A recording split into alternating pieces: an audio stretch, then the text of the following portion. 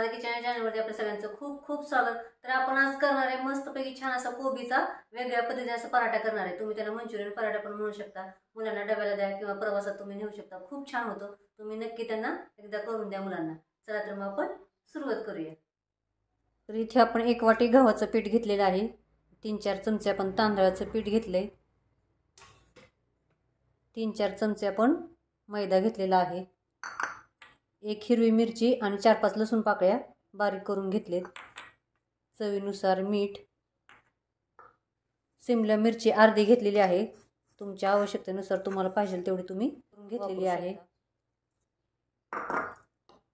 आणि थोडंसं गाजर, अर्ध गाजर हे पण खिसून घेतलेलं आहे किंवा तुम्ही चॉपरमध्ये बारीक करू शकता. 1 कांदा बारीक चिरलेला.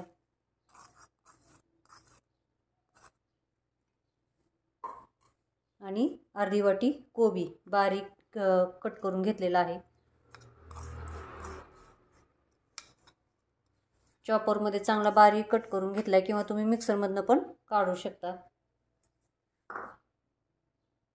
आणि अर्धा चमचा चटणी घेतलेली आहे. आणि 1 चमचा टोमॅटो सॉस.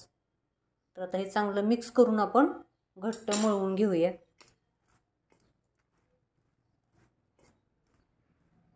एकदम छान पराठा लागतो. कोबीच्या ऐवजी या सगळ्या भाज्या तुम्ही टाकू शकता. मुलं खातात. कोबीचा फक्त नुसत्या कोबीचा केलं तर खात नाहीत. मग थोडंसं गाजर घालायचं म्हणजे कोबीचा जरा थोडासा वास येतो, उग्र तो निघून जातो. मस्त लागतो हा पराठा. दह्याबरोबर किंवा असाही खाऊ शकता किंवा शेजवान चटणी टोमॅटो सॉस बरोबर खाऊ शकता तुम्ही. मस्त लागतो एकदम. तर आता आपण थोडं थोडं पाणी घालून मळून घेऊया, घट्ट मळून घेऊया.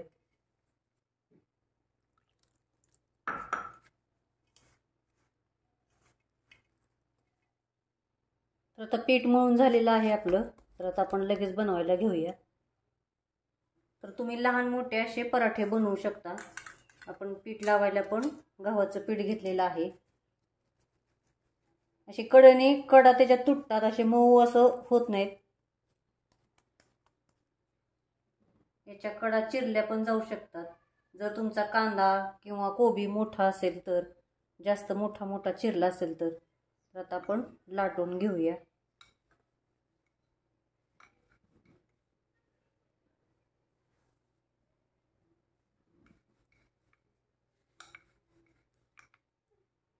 तर आता आपला लाटून झालेला आहे. तुम्ही असाही भाजू शकता किंवा याच्या आपल्या डब्याच्या किंवा टोपणाच्या सहाय्याने अशा गोल्याचा पाडू शकता. मस्त गोल होतो. छानपैकी असे एकसारखे पराठे होतात. तर अशा टोपणाच्या किंवा डब्याच्या सहाय्याने आपण गोल चांगले पाडून घेऊया. तर छान आपण डब्याच्या किंवा टोपणाच्या सहाय्याने आपण कट करून घेतलाय. मस्त झाला एकदम एकसारखे होतात. मग आपण आता लगेच तव्यामध्ये भाजायला घेऊया. तर आता तवा गरम झालेला आहे. आता आपण पराठा भाजूया.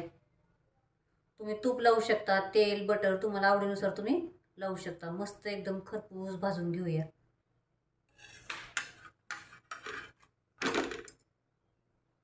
छान भाजून घेऊया खरपूस एकदम. असाही नुसता खाऊ शकता, मस्त लागतो एकदम. तर आपण आता तेल लावून घेऊया.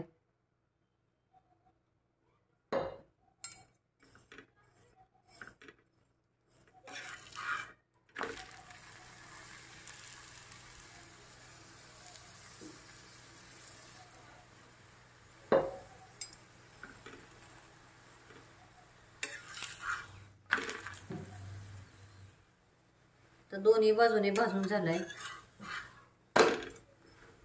तर आता आपण काढून घेऊया आणि याच पद्धतीने आपण आता बाकीचे करून घेऊया. मस्त लागतात. तुम्ही कुरकुरीत भाजू शकता किंवा असे मऊ थोडेसे ठेवू शकता.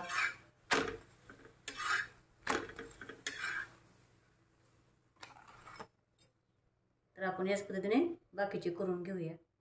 छान असा आपला मंचुरियन पराठा किंवा कोबीचा पराठा तयार झालेला आहे. तुम्ही बघू शकता. टोमॅटो सॉस आणि दही बरोबर खाऊ शकता. तर चॅनल सबस्क्राईब करा, लाईक करा, शेअर करा आणि कमेंटमध्ये मला नक्की सांगा कसा झाला आहे तो. थँक्यू.